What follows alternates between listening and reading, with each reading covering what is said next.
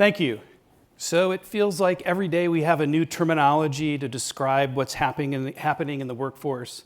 You know, whether it's quiet quitting or loud leaving or no hire, no fire, or other things that we kind of hear in the news, the workplace today is difficult to make sense of.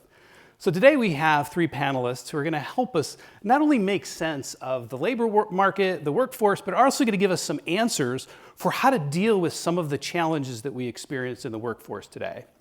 So joining us today is Jack McDougle, who is the President and CEO of the Greater Washington Board of Trade.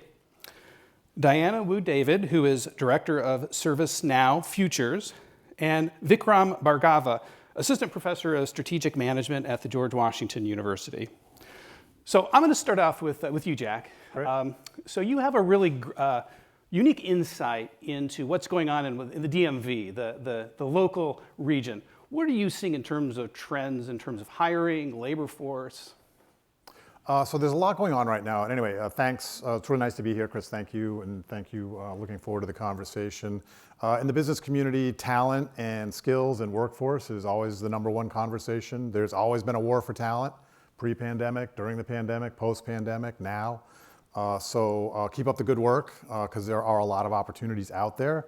To set the stage a little bit, our region, we have about 6.5 million people, 3.5 million jobs. We have of those jobs, 17% are direct federal employees, 7% are contractors. So a lot of what's happening right now is affecting the job market, as you might imagine. So you have that, and as Jim was talking about in the earlier discussion, you have that along with disruptive technologies. And so the job market is pretty uncertain and tenuous at the moment, and just trying to think about where it is that you land on these things. So there's a lot of different elements that we can pull into that. There are strong opportunities in this region aside from the federal government. There will always be a federal presence here of some kind, and that will always demand a certain workforce. But as we see ongoing investments in technology in our region, as well as other sectors, there are lots of other opportunities as well, but it will take us a little bit of time to shift. One of the advantages that we do have in our region is that we do have a highly skilled, highly educated workforce here. And so that is very desirable to a lot of companies, especially a lot of companies in the tech firm. But something not a lot of people know is that we are the 5th largest destination of VC capital in the United States. And so there's a very vibrant entrepreneurial ecosystem out there. And so there are a lot of advantages to that. But we can get into a lot of other details, but just kind of a quick overview of what we see out there and different things that are going on. Sure, thank you. Diana, so you were in Hong Kong for over 20 years. Can you give us kind of the international perspective? I mean, what did you see or what are you seeing internationally relative to labor force issues? It's interesting because for the people in this room, as we prepare the next generation for work, I think that across the board, the big conversation is what are we going to do for people just going into work? What are we going to do for people early in their career? How are we going to reimagine work in an era where AI business and organization transformation is hitting across the globe? And I see that I spent 2 decades basically in Greater China and across Asia managing teams and have kids in college. So we're all thinking about what's next, how do we manage this transition? What is going to be augmented or automated? And the thing that I think that's most interesting is what new capabilities it might unlock. Like what can we do that we never could do before because of an influx of technology? And how can we do that, I personally think on a global basis, so that we're thinking bigger, so that the people we're working are thinking about being able to go to Europe or being able to go to Asia. And likewise, I know that's not very a popular statement, but likewise, people coming back and forth. So there's so many opportunities if we can include mobility and technology in that equation. And that's sort of what I'm seeing. I'm seeing a reluctance in some places, but also from young people in particular, excitement to be able to do that and around what's next. Great. Hold on to that thought about excitement, because I want to touch base on that. I'll be the optimist on the panel. I do think that there's a lot of reasons to be optimistic, so I want to touch on that a little bit later. Vikram, you're our policy thinker. You're sort of thinking of things kind of from a policy, a theoretical, philosophical perspective. Sort of what's your take on what we're seeing today? Great. Thank you all so much for being here to be talking about what I take to be one of the most important topics of our time. I think that there tends to be a sense when we're talking about AI in the workforce or AI in sort of broader social life, a sense in which people are either in the grip of pointing to all the ways in which these technologies are flawed, let's say the various different biases and the errors that can come about, or on the other hand, the ways in which they might dazzle. Now, I think one of the important questions that we'll face is there are billions of dollars that are being invested into these technologies, and many of the problems that are currently present or many of the ways in which they currently are lacking may be remedied or improved. So I think one of the core questions that we'll face as a society is what remains important for us to do even if AI is better than us at it. And this is something that comes up. I like to give an example that I'll share with you. So for example, there was a shooting at Michigan State University, and in the wake of this shooting, a different university put out a letter of solidarity. They indicated that we stand together with this community, their tragedy is our tragedy. And at the bottom, somebody forgot to delete, paraphrased by ChatGPT. Now that reaction you had is the same one I had. But notice that it's not because the letter was poorly written. The letter was perfectly well written. But rather it's that there are certain things that remain important for us to do. And I think there are businesses that are coming to appreciate this as well. For example, just in the last week or so, I saw the loungewear company Aerie indicate that they're committing to none of their models being generated with AI, people who model their clothing. Similarly, Dove also committed to the claim that they won't use generative AI to touch up any of the models that they use in their advertisements. And it's not because the AI technology couldn't do it just as well, but rather it seems like there are at least some things where something is lost of importance, even if AI could do it better than us. And I think this is one of the core questions that we'll need to think about going forward as these technologies continue to dazzle us. So in some ways, from a workforce perspective, we need to think about not only how AI replaces us, but under what conditions do we want it to replace us, as well as what is that skill gap that we need to have that AI can't do. That's well put. That's right. Yeah. Let's move on to that question. So Diana, what do you think in terms of, if you're talking to either your college age child or somebody here in our School of Business, what are you going to tell them in terms of what skills do they need to have? What things do they need to focus on in order to get that next job, in order to be competitive in today's competitive workforce? Well, I taught at one of the business schools in Hong Kong for a long time, and I taught leadership and interpersonal dynamics. And I used to say, once you go to business school, your degree will get you your job, and the time that we spend together thinking about leadership and interpersonal dynamics will get you your career. So I'm a bit biased in that respect, and it's a conversation we've been having even from before AI, when the World Economic Forum puts out, their future skills that are important, and critical thinking is important, et cetera. I would say that the technical skills are important.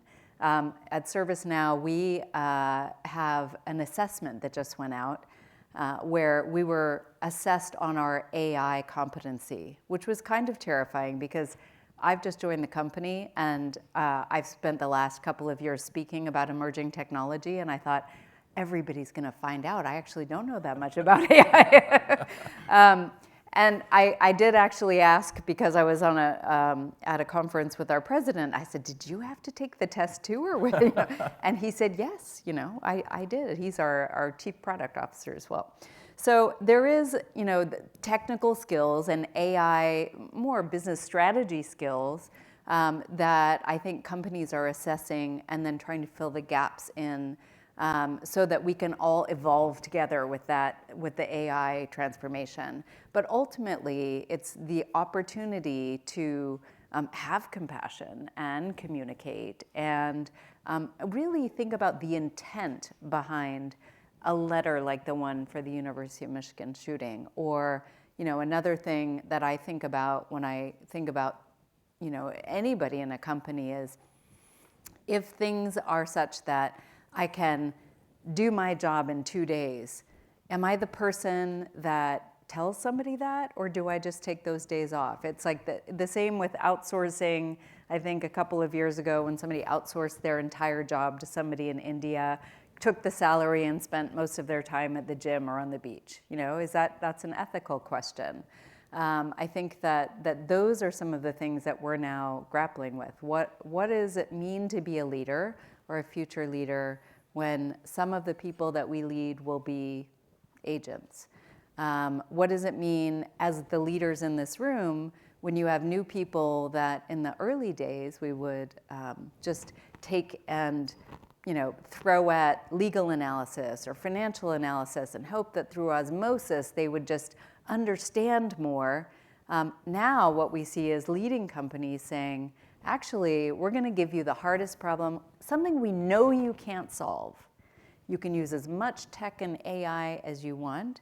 And then when you get to the point where you just give up, then we're going to pair you with a very seasoned leader in our company, and they're going to take you that last mile. And so that is the rethinking about, I would say, both education in the company and how we're going to create the future leaders of our companies and of tomorrow that we need to start really engaging with. So I just want to reiterate something you said, which is the importance of management and leadership skills. As a management professor, I just want to reiterate that those are important things that you need to study, right? The technical skills are obviously important, but I think what you're saying, if I can put some words in your mouth, is that what's really going to distinguish you as a leader is going to be those team building skills, those ability to work with other people. So just to reiterate that. Jack, what are you seeing in terms of when you're speaking with companies or organizations, what are they saying are the kind of skills that they need to have today for their new hires or in fact retraining people in the organization? So hearing a lot of the same things, a lot of life skills, behavioral skills, teamwork, critical thinking. I think universities should be offering degrees in flexibility, because we certainly need to be flexible in the workforce these days, because what you might be doing today is going to be very different tomorrow. So how do we make sure people are very adaptable and resilient? And a lot of the other sort of interpersonal skills, the ability to communicate, conflict resolution, so a lot of the basic things that we tend not to prioritize throughout our educational system, and I'm saying from kindergarten on up. And so how do we think about these things more holistically as we are emerging curriculum into the future from the various early stages all the way up through, but also to its lifelong learning. It's how do we make this much more approachable to people throughout their careers. And for a while, most corporations had a lot of internal training programs. A lot of them went by the wayside, and they were expecting other people to do it. So I think we need to revisit the entire model of what that looks like. And we also need to start thinking about a different way to define work and a different way to define workers. And what does that actually mean? I will share a funny anecdote, though. Most people in here won't remember the early stages of the internet. But remember the promises everybody talked about, the leisure society? But yet now we're working harder than we've ever worked before. So while we know AI and other disruptive technologies are going to have a profound impact on everything we do, most of what we think today will end up being very, very different. And so we really do need to think very flexibly and be open-minded. And so those companies and those workers that are willing to take risks, that are willing to try different things and not necessarily hold on to the status quo are likely the ones that are going to be able to thrive more effectively as they go forward. Yeah, I've even seen a study recently where they found that it actually using AI actually increased the amount of work that you had to do in certain cases, whether it was because you needed to check for errors that were included or because you had to iterate several times. So I think we're still trying to figure out exactly how this is going to improve productivity. We'll come back to that as well.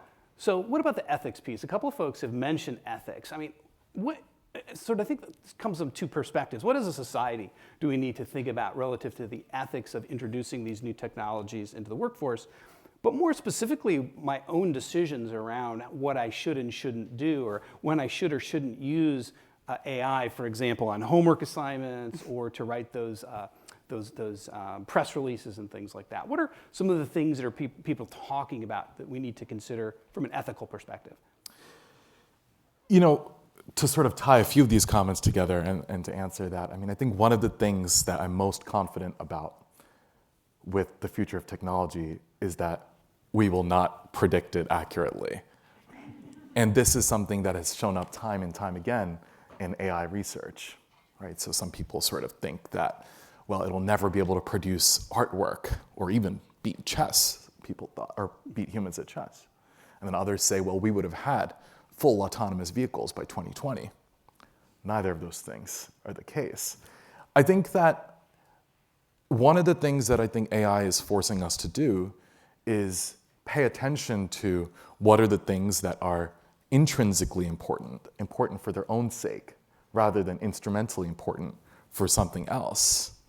And it relates to my first comment in that, you know, there is a risk of a crisis of authenticity that is coming about when we're not sure whether whether work is done by us or whether it was sort of outsourced to somebody else. There are people, for example, there's this group of people who are working 2 jobs simultaneously, having sort of ChatGPT do one of their jobs while they're sort of scheduling the meetings in a way that they could take 2 full salaries. We often, you know, the accuracy, we might currently think, you know, sometimes I hear other professors in the profession say, well, I could tell when a student wrote an essay with ChatGPT. You can't. It's only because the student's not good at using ChatGPT, right?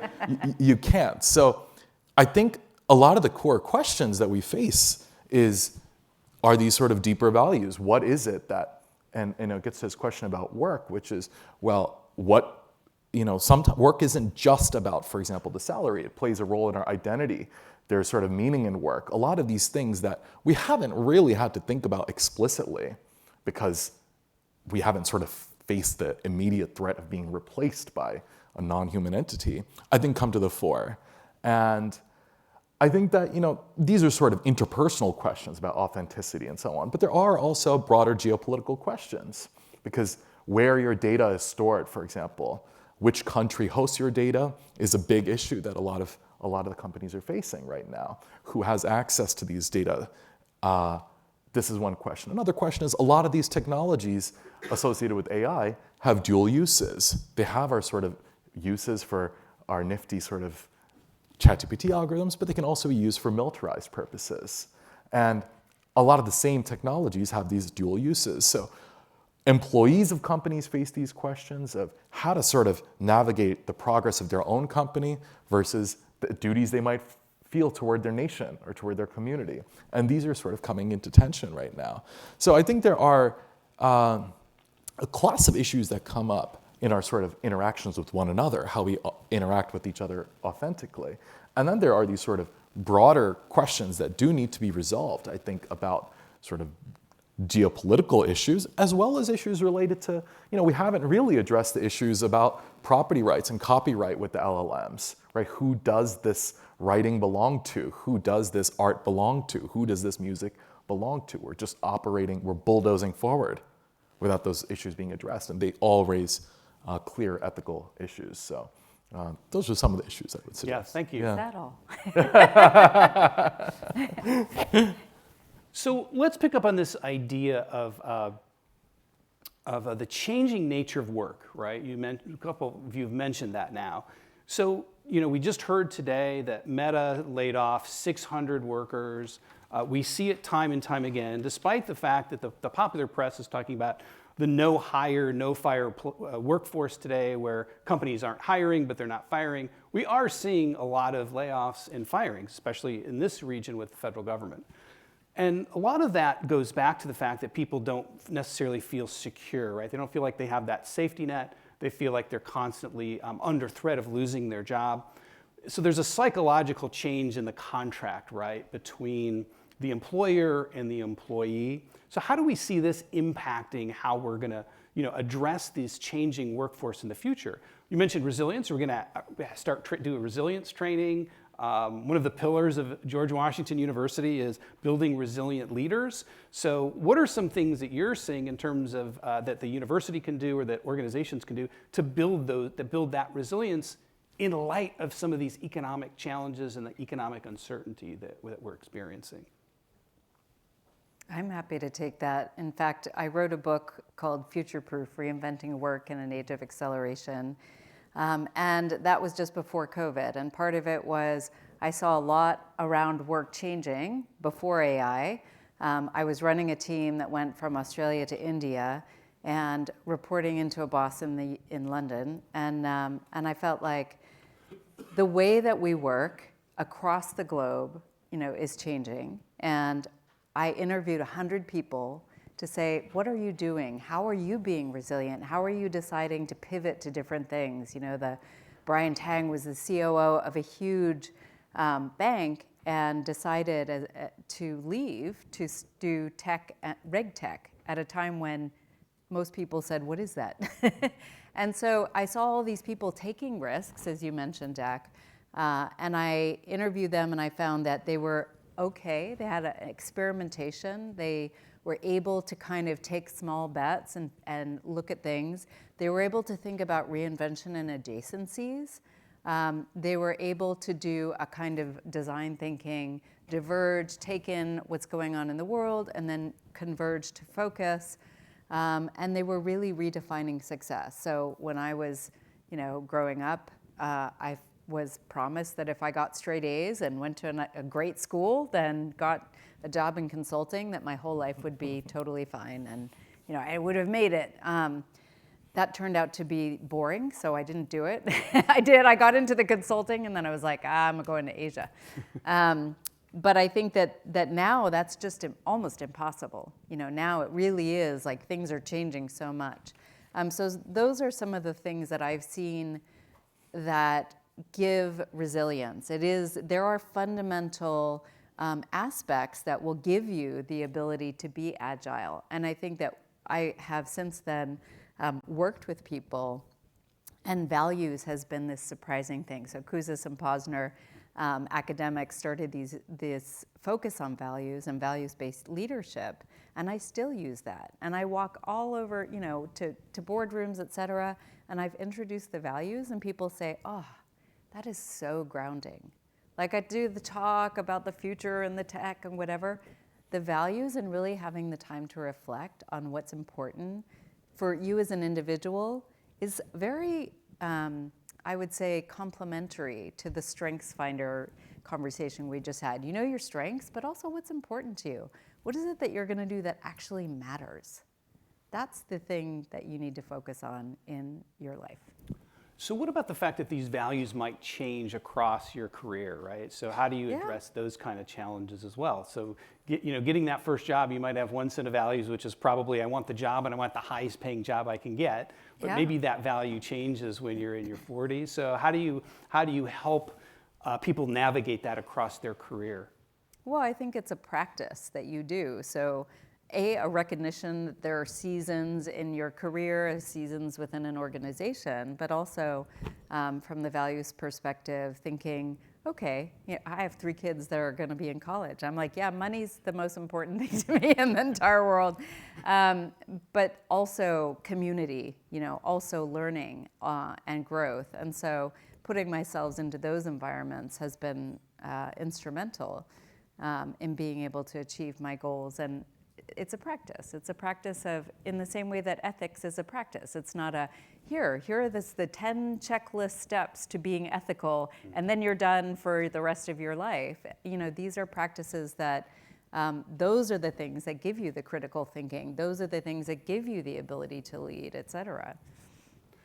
So Jack, let's take this to a workforce perspective. So how are you seeing organizations build that resilience in theirs, or what policy things can we do as a region to build that resilience into our workforce?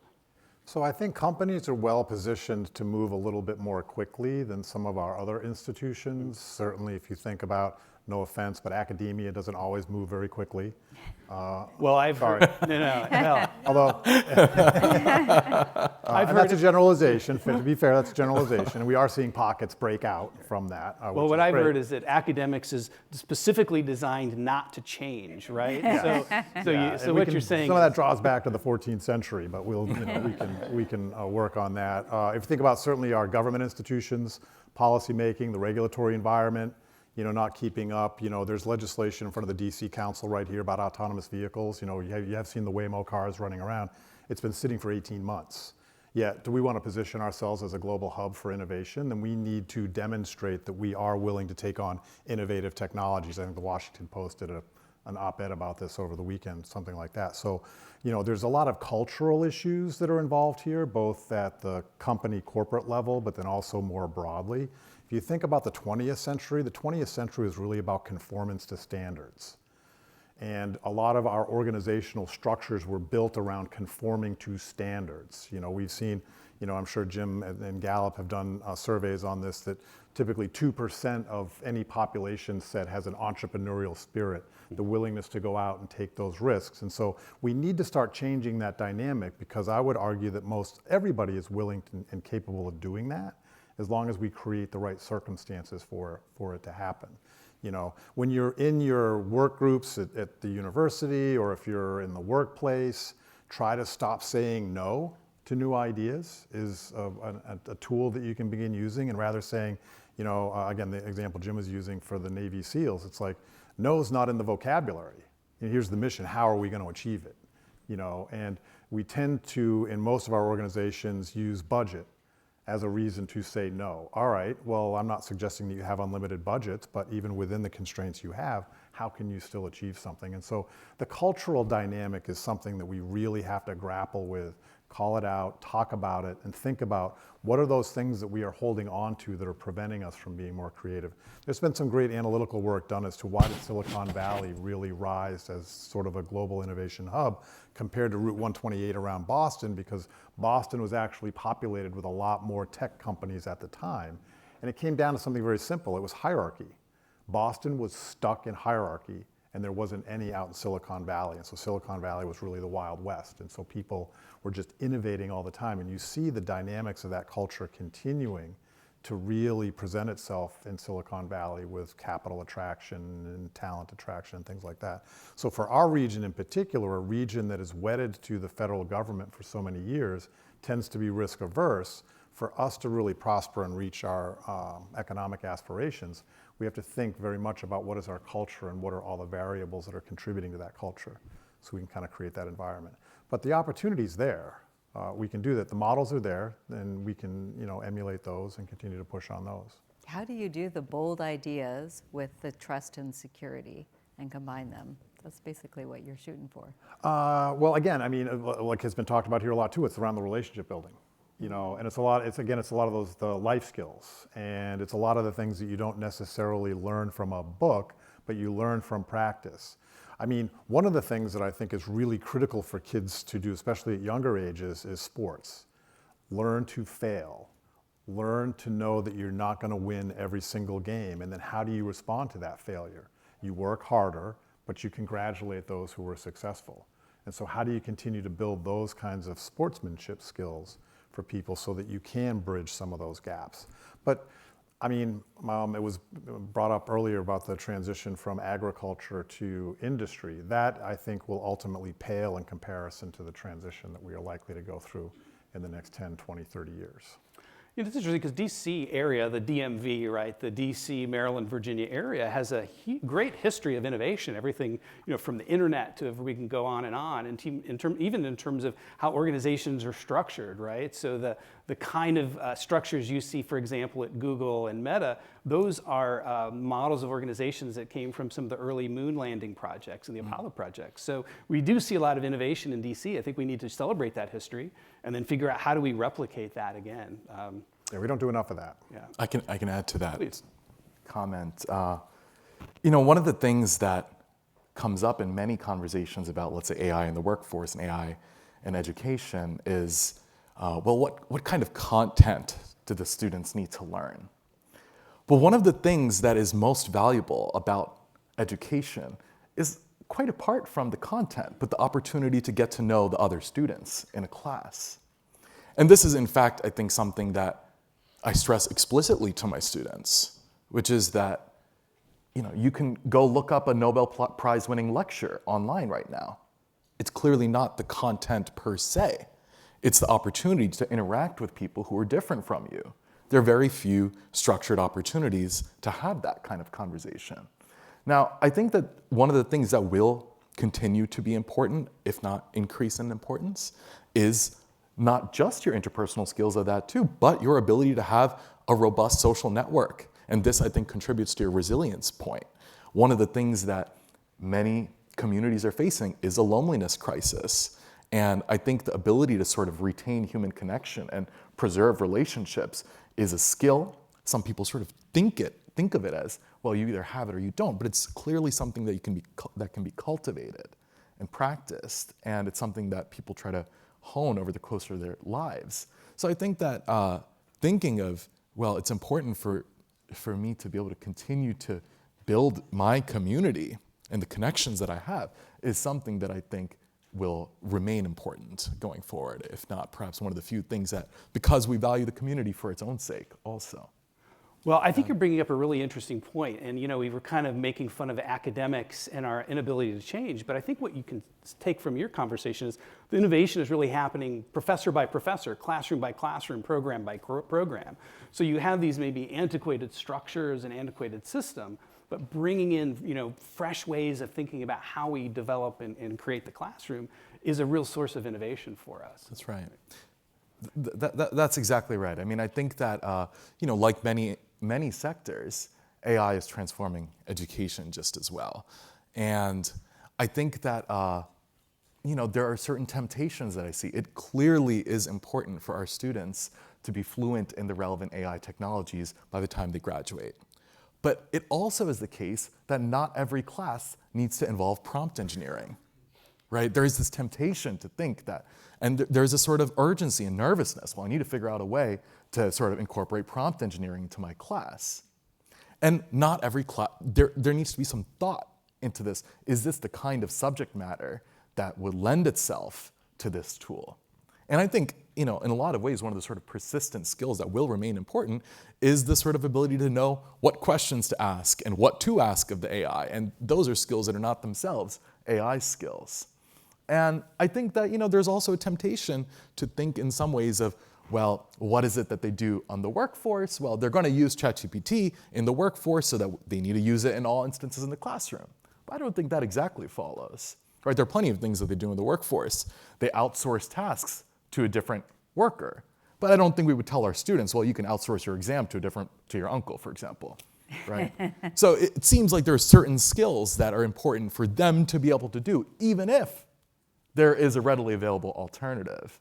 And I think that, in some ways, we all are feeling this sort of pressure of how rapidly this technology is moving. In some ways, it's outpacing, clearly our institutions, but also our research on it. So I think it really forces us to think about what is the point of each of these classes and the things that we've been doing for nearly a millennia in higher education. Yeah. Vikram, one of the things that reminds me of is, when we talk about when do the human beings and the human skills come into play, one of the things we haven't talked about is the design. Like, one of the things that the human beings are designing what we're going to use technology for. And a great example of that is, our company basically designs workflows. It's like task A, B, C, D. And for HR, one of the things that I saw that was so captivating to me was, if you have a performance management conversation with your manager and you find out that you want to try to do more in AI, or you want to try to go more into leadership or a new specialization, the technology routes you to all the people in the company that you can call to have a coffee and talk to them about their career. And I was like, that is what we need more of. That, technology that enables the human connection, that gives us the opportunity to do those coffee chats, et cetera, versus always thinking that technology is the answer. It's not great for everything. I feel like coffee pulls a lot of these. There you go. phrases That's the together, right? answer. So whether it's because I always thought that Silicon Valley exceeded over Boston because they had better coffee. So, Weather's probably better. but- right. So we've talked about the kind of threats of technology, but let's talk about some other threats. Driving into work today, I heard a new term. I'm going to throw it out to you and see how you respond. It's called labor arbitrage. So this is the idea that I can go hire an MBA, say in India, for a fraction of the cost that I can hire an MBA here in the United States to do that same work. So it's not just technology that we have to worry about. We also have to think about the international competition for my skills. So what's your thinking in terms of how do people stay competitive when their jobs could be outsourced? Now, we're not talking, we tend to think about outsourcing from low-skill labor, things like that, but we're here talking about high-skill, highly educated jobs that could potentially be outsourced. So how do we stay competitive in that international environment? Well, I mean, I think one of the things for us in the United States, and it was brought up earlier too, when you think about we're 30% of global GDP, I do think that there's a certain creative culture here that hasn't been replicated anywhere else. There's been attempts to, but there is something that is uniquely American, in my opinion, that drives some of that creativity. And it's one of the reasons why and aside from the current political debates that are going on, but it drives a lot of people to want to come here. So I think that is very distinct. And I think, if you look at, China and Europe, both at what Jim was saying at 19%, I mean, the ability to overcome the United States is almost probably not possible when you think about a lot of the other variables that are affecting their economic growth. So I do think that creativity plays a sense. And also people have to sleep. If you're doing high value activity, you need to be present with a client. So you can't be in India sleeping at 2 o'clock in the morning. You need to be here, in the afternoon, being able to work with the client. So proximity to work that you are doing also becomes very important, and that is hard to replicate. But there are opportunities for us to be doing outsourced work for European companies, for other companies to be doing outsourced work for us. So that model is going to continue to evolve over time. But I do think there are some unique characteristics to our workforce and our economy that are hard to replicate. And that's where I think some of these social support systems in the DC area become so important, right? So the good schools, the good transportation, some of these policy issues, economic issues that continue to make this an attractive area to come. Okay, so let's rip up the script here. We've talked about a lot of the challenges, we've talked about a lot of the things that we have to overcome in order to face the workforce of the future. Let's turn positive here, because there's a lot of really great opportunities we're seeing now. So if you could identify maybe a couple of, what are some things that we have to be optimistic about for the workforce of the future? So as I look at my career, or someone looks at their career in the future, what are some of the things that they really have to look forward to as they look on the horizon? I think that somebody graduating today can do so much. They really can do anything. And listening to Jim Clifton talk about, a young person having a voice within an organization, can have a voice, can make suggestions. My first ever job was working for Dr. Henry Kissinger, and I was always shocked that he didn't want any of my foreign policy advice as a 21-year-old. But I think that in a way that's changing. The people that I work with,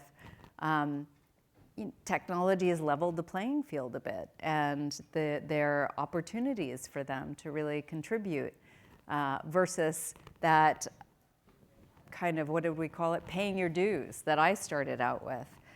So I think that unlocks new capabilities for us, and I'm really excited about it. It's not just technology, it's just the way that things are changing, that culture is changing within organizations. So it's really that ability that you can make an impact the first day you come to work, the fact that you can interact and learn from people. There's a lot of sort of lowering that hierarchy, right? Flattening that hierarchy gives you a lot of opportunities to really be, to really have an impact and get involved in some really important projects right away. Good. Mm-hmm. Other thoughts in terms of, what things we have to be optimistic about? I think that with advances in technology, there is a tendency for people to sort of treat it like they're cheering for it or booing it, so putting themselves in either camp. And I think to sort of build on sort of the ability to, let's say yes to certain things, or I think there's really an important ability to be able to see with a little bit more nuance about a given technology's purpose. So for example, to build on this autonomous vehicle example, one of the largest public health crises that we face is motor vehicle collision, car accidents. It kills more people each year than HIV, AIDS, and tuberculosis combined. And historically, we haven't had a way to address that. We've sort of accepted it as a price to pay. But now you can be a part of an organization that could, in principle, address this massive public health crisis that we just thought we were stuck with. So there is enormous capability with these technologies, in part due to their sort of intelligence, their scale, and a range of other factors. I think it is important also for us to kind of keep in mind at the fore what the incentives are for a given company just as well. And to give you an example, this is sort of business and policy forum, so I'll touch on both the policy side and the business side. In the last 5 years or so, I've been to 9 weddings. And of those 9 weddings, 7 people met their romantic partners through an online dating app. And this is the growing way to meet people. It used to be a fringe novelty, but it is a dominant way of meeting people. Now, what that suggests is that the algorithms of these dating apps are structuring social communities, equality of races, socioeconomic groups, enormous power and responsibility that comes with the ability to guide which relationships are formed. And I think being attuned to that is something that our students are quite perceptive about many of these issues related to ethics, justice, fairness, sustainability, and so on. And as you mentioned, there's a greater opportunity to have a voice in companies as well. And I think you really are working for companies in some ways that can change how the world looks, for better or for worse. And I think that is a tremendous opportunity to be entering the workforce. So in some ways, it's kind of trying to balance the benefits of this with some of the drawbacks that we've already talked about, or some of the challenges. Right. Yeah, right. Good. Okay, a couple questions from the audience here. So how do we, is it unethical to use technology to help you in multiple jobs in parallel? A couple folks have mentioned that. Is that unethical if you're able to balance that? Isn't that just being efficient and pragmatic? I believe in transparency. So I think that if I come to you and say, I want to teach at your business school, and I'd also like to do this other thing, and I'd also like to do this other thing, if everybody knows, then I think that it's absolutely fine. The lack of ethics is around the subterfuge, hiding it. I think that many people work multiple jobs. It raises an interesting question, though, about what are we paying people? We saw a lot of that during the pandemic. Mm-hmm. A lot of people were working remotely, and they were leaving our area, which is a high-cost area. So there was a question of, should we be paying people less if they're working somewhere else versus if they're here? But what are we actually paying them for? Are we paying them for where they live, or are we paying them for a particular outcome or a product? And so I think a lot of these notions that have built up over time really need to be questioned right now. And what is that? What do we think about that? And how does that move forward? And so, the point you were making too is that if you're only working 2 days a week, that's probably not your problem. That's management's problem, right? So they're not necessarily allocating workload to you effectively. And again, how are we going to move the direction where we are maximizing effectiveness, both with the technologies that we're using as well as with people? I mean, I have a smartwatch. I probably use about 10% of its capacity, right? So we're not even using technology to its full capacity. Yet, you spend $1,000 on the watch and you're only getting $100 value for it. So there's key questions, not just on the talent and workforce side, but there's also a lot of key questions on the technology side as well. Yeah, so it's kind of this issue where there's a for every benefit, there's also some unfortunate backpedaling for that, right? So for every person that's staying at home, that's one restaurant that's not serving lunch in DC, right? So there's sort of dual side to this. Great question. What's overhyped today in terms of workplace trends?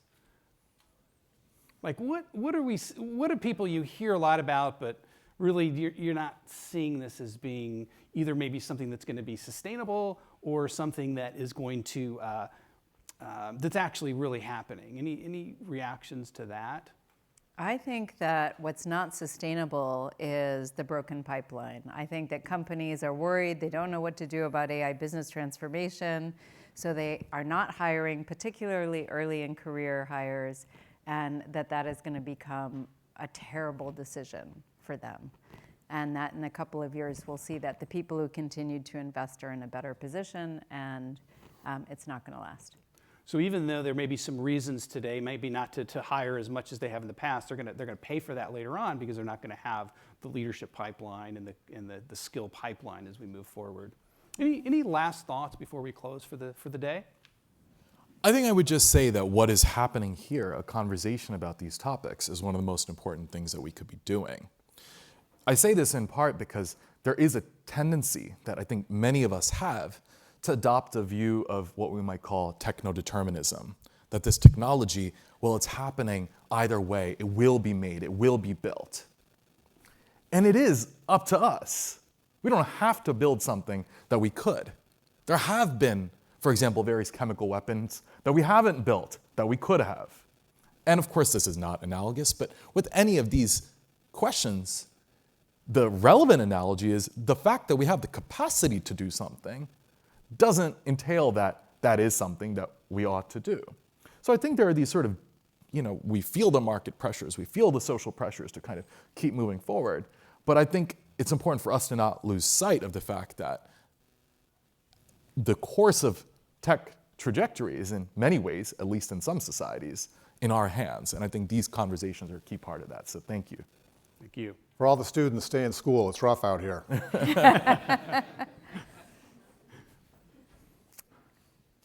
Okay, great. Well, I appreciate everyone's coming out today. Thank you to the audience for your attention. And we'll have another session coming up in a few minutes after a quick break. Great, thank you. Thank you.